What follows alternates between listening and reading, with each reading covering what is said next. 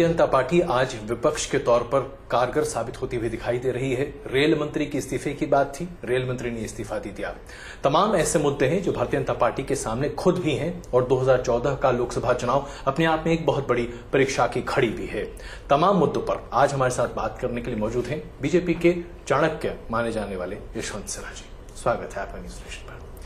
Yashwant Sinha ji, rail मंत्री का इस्तीफा हो गया है, लेकिन क्या ये आप लोगों को संतुष्ट करेगा? देखिए, जब शुरू में रेल मंत्री जी के खिलाफ या उनके भांजे के खिलाफ आरोप लगे तो कई लोगों ने, स्वयं रेल मंत्री ने ये इम्प्रेशन देने की कोशिश की कि ये एक आइसोलेटेड इंसिडेंट है। धीरे धीरे परत दर परत खुलते चले गए और तब लगा कि एक भयंकर जाल है ये, जिसमें वो खुद भी फंसे हुए थे, उनके बहुत सारे परिवार के लोग थे, बहुत सारे उनके मंत्रालय के पदाधिकारी थे, सप्लायर्स थे और कहीं न कहीं उसके सारे के सूत्रधार रेल मंत्री स्वयं थे। हम सब ने देखा है उनको, नज़दीक से देखा है, पार्लियामेंट में देखा है, मंत्रालयों में देखा है और कहीं दूर दूर तक भी मन में ख्याल ही नहीं आता था कि पवन बंसल जी इस प्रकार के व्यक्ति होंगे, जिस प्रकार की बातें उनकी काफी साफ छवि मानी जाती थी। मानी जाती थी और लगता था कि नहीं, एकदम सज्जन पुरुष हैं। लेकिन वो परत दर परत जब खुली तब पता चला कि ये कारोबार कितना फैला हुआ था। उनका इस्तीफा हो गया, जैसा आपने कहा, बहुत देर से हुआ, दुरुस्त नहीं हुआ और इतनी देर इसमें नहीं लगनी चाहिए थी, क्योंकि पवन बंसल जी स्वयं जानते थे कि जब परतें खुलेंगी तो वो किस प्रकार एक्सपोज होंगे। तो इसलिए उनको स्वयं तत्काल इस्तीफा दे देना चाहिए था। इतने दिनों के बाद इस्तीफा देने का हमको लगता है कि जो भी उसमें कुछ गुण देखा जा सकता था वो समाप्त हो गया है। और अब तो मैं एक कदम आगे बढ़ के ये कहूँगा कि सीबीआई को उसकी सघन जांच करनी चाहिए और उनके खिलाफ भी, चूंकि वो ये सबके मुखिया थे, कठोर से कठोर कार्रवाई करनी चाहिए। न केवल प्रश्न पूछने चाहिए बल्कि उसके आगे की जो कानूनी कार्रवाई होती है वो भी करनी चाहिए। आपको ऐसा लगता नहीं है कि यूपीए सरकार में खास करके अगर देखें तो मामले को खींचने की एक परंपरा सी बनती चली जा रही है?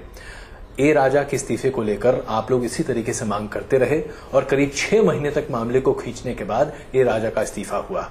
उसी तरीके से आज पवन बंसल की स्थिति भी कुछ वैसी ही है। अश्विनी कुमार के इस्तीफे के लिए भी आप लोग ऐसे ही लगातार पेशकश करते रहे और संसद भी कहा जा रहा है कि इसी वजह से नहीं चल पाई। तो क्या उनके इस्तीफे पर जो पांव खींचने की एक कोशिश है, यूपीए सरकार की मजबूरी यहां क्या दिखाई देती है आपको? देखिए, जहां तक अश्विनी कुमार का प्रश्न है, मैं मानता हूं कि पवन बंसल से बड़े दोषी हैं अश्विनी कुमार, क्योंकि पवन बंसल शायद एक सीमित दायरे के भीतर भ्रष्टाचार कर रहे थे। अश्विनी कुमार ने भ्रष्टाचार पर पर्दा डालने का काम किया और इसलिए वो बड़े दोषी हैं। बड़ा दोषी कौन होता है? जो पर्दा डालने का प्रयास करता है। और उनके साथ साथ मैं प्रधानमंत्री को भी उसी श्रेणी में गिनता हूं। अश्विनी कुमार के बारे में ये कहा जाता है कि वो प्रधानमंत्री के अत्यंत निकट हैं और प्रधानमंत्री लगातार इसी में व्यस्त हैं कि कैसे अश्विनी कुमार को बचाया जाए। ये जो एक प्रवृत्ति जिसकी ओर आपने इशारा किया, ये प्रवृत्ति हमने निश्चित रूप से यूपीए सरकार में देखी है कि जब भ्रष्टाचार का आरोप लगता है तो वो कहते हैं कि नहीं, भ्रष्टाचार हुआ ही नहीं है, जैसे राजा के केस में उन्होंने किया। उसके बाद जब सुप्रीम कोर्ट का डंडा चलता है और ये हो जाता है कि भाई भ्रष्टाचार हुआ है, तब बहुत ही विलंब के साथ किसी को सैक्रिफाइस करते हैं। और उसके बाद प्रयास ये होता है कि जो भी जांच हो उस पे पर्दा डाल के उसको दबाने का, सच को दबाने का प्रयास किया जाए। ये सीबीआई के साथ भी कोशिश हो रही है और ये पार्लियामेंट्री इंक्वायरी जो होती है उसके साथ भी आप देखेंगे, पब्लिक अकाउंट्स कमेटी में यही हुआ, जॉइंट पार्लियामेंट्री कमेटी में यही हो रहा है कि भाई दबा दो इसको, किसी दूसरे के ऊपर दोष डाल दो, अपने ऊपर दोष मत लो। ये जो लोग डॉक्टर मनमोहन सिंह के चरित्र को जानते हैं उनको कोई आश्चर्य नहीं, मुझे कोई आश्चर्य नहीं है, क्योंकि मैं जानता पूरे हूं देश में हर कोई तो ये मानता है और हर कोई यही कहता है कि अगर यूपीए सरकार में कोई एक व्यक्ति है जिसका चरित्र पर कोई दाग नहीं लगाया जा सकता, वो है प्रधानमंत्री मनमोहन सिंह। हाँ, तो मैं उसी को चुनौती दे रहा हूं और मैं मान रहा हूं, मेरा मानना यह है कि इन सब के एक अगर सूत्रधार हैं तो वो डॉक्टर मनमोहन सिंह हैं। कहीं ना कहीं जी उनका एक तो उनका कंट्रोल नहीं है, और जब नियंत्रण नहीं है तो जो जिसकी मर्जी में आ रहा है वो कर रहा है।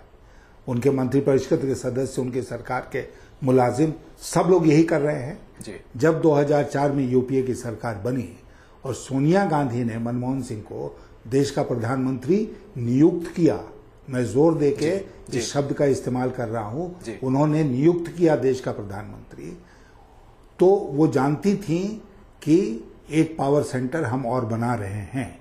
और इतने दिनों में कुछ ज्यादा सोनिया गांधी के पक्ष में, मनमोहन सिंह के पक्ष में कम, लेकिन जब जब मनमोहन सिंह ने कहीं अड़ने का काम किया है तो सोनिया गांधी ने उतना बर्दाश्त कर लिया है। अच्छा। हाँ, लेकिन वो हो सकता है कि जैसे इंडो यूएस न्यूक्लियर डील हुआ, वहां मनमोहन सिंह ने अड़ने का काम किया, सोनिया गांधी ने मैनेज किया, कैश फॉर वोट, याद होगा आपको। जी। लेकिन अश्विनी कुमार के केस में अपनी प्रतिष्ठा बचाते हुए मनमोहन सिंह अश्विनी कुमार को नहीं बचा सकते हैं। मनमोहन सिंह की प्रतिष्ठा इसमें जाएगी ही जाएगी, ऐसा मेरा मानना है। अब अगर इसी को भारतीय जनता पार्टी के परिप्रेक्ष्य में देखें, अगर कर्नाटक का मामला देखें, वहां पर भी येदियुरप्पा जो कि आपके एक स्टार वोल्ड के तौर पर थे, कर्नाटक में उससे बड़ा चेहरा आपके पास नहीं था। आप लोगों ने भी करीब 7 महीने का उन्हें एक रास्ता देने की कोशिश की, बर्दाश्त करते रहे। चाहते तो पहले दिन हटा सकते थे, नहीं हुआ। नितिन गडकरी जी को भी, जो आपके भारतीय जनता पार्टी के अध्यक्ष रहे, उनके ऊपर भी आरोप लगे, अंततः आपको उनसे भी हाथ धोना पड़ा। तो क्या आपकी पार्टी में ये सारी चीजें प्रचलित नहीं है? नहीं, अलग अलग मामले हैं ये सब। एक तो नितिन जी पर आज तक व्यक्तिगत भ्रष्टाचार का कोई आरोप नहीं लगा है, नहीं लगा है ना। उनके ऊपर, उनकी कंपनियों के ऊपर, उनके कंपनियों के ऊपर लगा, और उसके बाद पैसे फंड करना। और हाँ, व्यक्तिगत भ्रष्टाचार आप क्या कहेंगे? जो कंपनियां उनके द्वारा संचालित अगर हम इसको कहेंगे व्यक्तिगत भ्रष्टाचार, कि अगर कहीं से कोई साबित करे या आरोप लगाए कि कहीं का पैसा उन्होंने इस कंपनी में लगा दिया और वो पैसा गैरकानूनी ढंग से इकट्ठा किया गया, तो ये आरोप होगा। लेकिन इस तरह का आरोप अभी नहीं लगा है। जिन लोगों ने उनके रहते, उनके मिनिस्टर रहते मुनाफा कमाया, उन लोगों ने उनकी कंपनियों में पैसा लगाया बहुत दिन के बाद। हाँ, लेकिन बहुत दिनों के बाद पैसा लगाया। तो इसलिए क्विड प्रो को देखिए, जब कॉन्स्पिरेसी होती है, कॉन्स्पिरेसी में कानून भी ये कहता है कि वो समकालीन होना चाहिए। अगर हम और आप बैठ के कोई सौदा कर रहे हैं, कॉन्स्पिरेसी कर रहे हैं, तो उसी समय की बातचीत होनी चाहिए। ऐसा नहीं है कि हम और आप 4 साल के बाद, 5 साल के बाद बात कर रहे हैं तो उसको हम 4 साल पहले का कॉन्स्पिरेसी मान लेंगे, ऐसा नहीं है। लेकिन कानून जो भी कहता हो, मैं ये कह रहा हूं कि एक स्थिति बनी जिसमें नितिन जी ने इस्तीफा दे दिया और पार्टी का अध्यक्ष नहीं रहे। येदियुरप्पा के केस में आप कह सकते हैं कि हाँ, कुछ महीने का विलंब हुआ, लेकिन पार्टी ने फिर उनको हटा दिया चीफ मिनिस्टर के पद से। हाँ, लेकिन वही मुद्दा तो वही है ना यशवंत जी। कौन सा मुद्दा आप नैतिक आधार पर, अपने आप को मॉरल स्टैंड पॉइंट पर, भारतीय जनता पार्टी कहती है कि हम भ्रष्टाचार को लेश मात्र भी बर्दाश्त नहीं करते हैं, और दूसरी तरफ जब आपके ऊपर बातें आती हैं तो वहां पर भी आप धीरे धीरे डिसीजन को पोस्टपोन करते हैं। यूपी सरकार भी तो यही कर रही है, वो भी अपने ऊपर लगे तमाम आरोपों को धीरे धीरे घसीटने की कोशिश करती है। जब तक खींच सकते हो खींच लो, उसके बाद बचाओ अपने आप को। हम उसमें इसलिए सहमत नहीं है कि हम लोग शुरू से जानते थे। आपने कहा येदियुरप्पा हमारे सबसे बड़े और कद्दावर नेता थे कर्नाटक में। हमको पूरी तरह से इस बात का एहसास था कि उनके हटने से हमको कितना नुकसान होगा। फिर भी हमने उनको हटाया चीफ मिनिस्टर के पद से, फोर्स किया कि इस्तीफा दें। इस्तीफा दिए, दल से अलग हो गए, अपना दल बनाया, चुनाव हमारे खिलाफ लड़ा। उसका नुकसान हुआ, बहुत भयानक नुकसान हुआ। लेकिन कम से कम बीजेपी के ऊपर यह आरोप नहीं ना आज के दिन लग रहा है कि आपने येदियुरप्पा को नहीं हटाया और इसलिए नहीं हटाया कि आप चुनावी लाभ लेना चाहते थे। यह आरोप नहीं लग रहा है। और हम लोग डंके की चोट पर इस बात को कह रहे हैं कि हमने ईमानदारी की कीमत कर्नाटक में चुकाई, चुनाव हार गए, शायद बुरी तरह हारे जी। लेकिन इतना संतोष हम लोगों को है कि हम लोगों ने कार्रवाई की और येडियुरप्पा जैसे नेता को भारतीय जनता पार्टी से अलग होना पड़ा। अब येदियुरप्पा जी के मसले पर ही बात करें, क्या आज जब आप पीछे देखते हैं आपको लगता है कि राजनीति का स्तर तो लगातार गिर रहा है, शायद इस पर तो कोई दो राय बची नहीं है। अगर येदियुरप्पा जी को नहीं हटाया गया होता और आज भी वो रहते पार्टी के अंदर, या फिर यूं कहें कि उन्हीं के इशारे पर मुख्यमंत्री चुने जाते, उन्हीं के चॉइस का, तो ऐसी स्थिति शायद आज आपके लिए बहुत फायदेमंद होती। आज कर्नाटक आपके हाथ से नहीं जाता।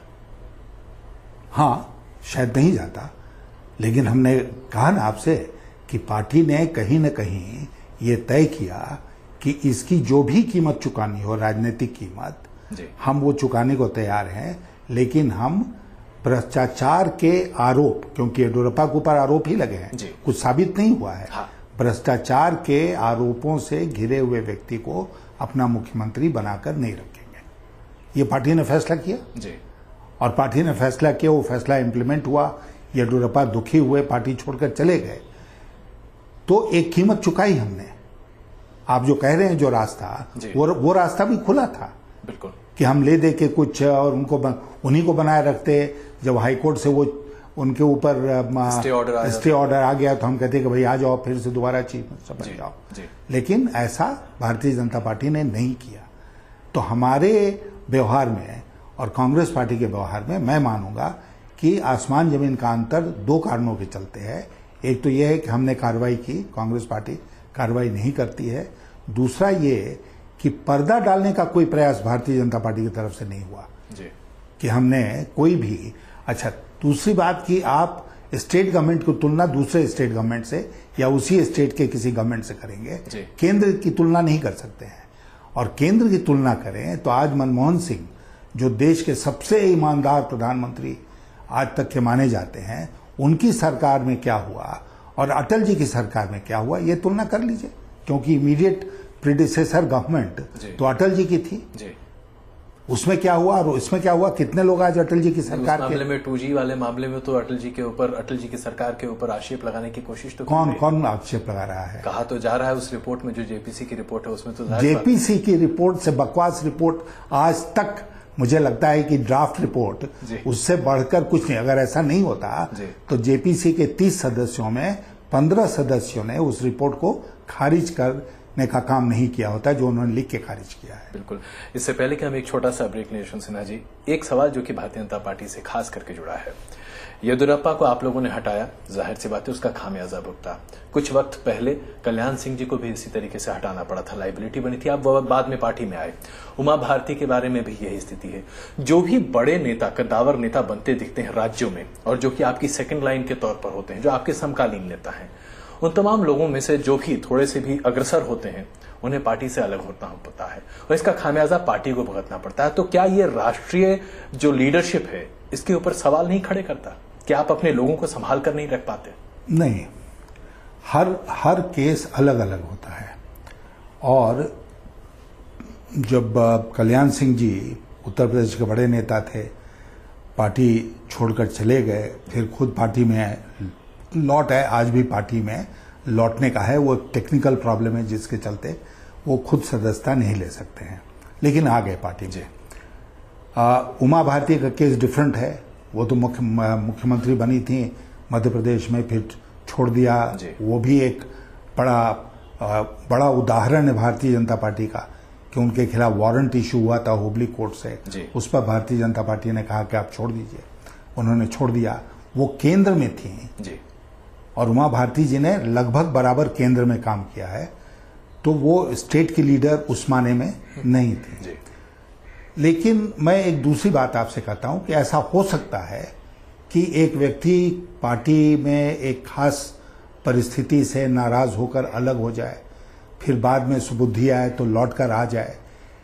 लौट के आएगा तो पार्टी ने उसका स्वागत किया, क्योंकि हर व्यक्ति को जोड़ने से पार्टी को ताकत मिलती है।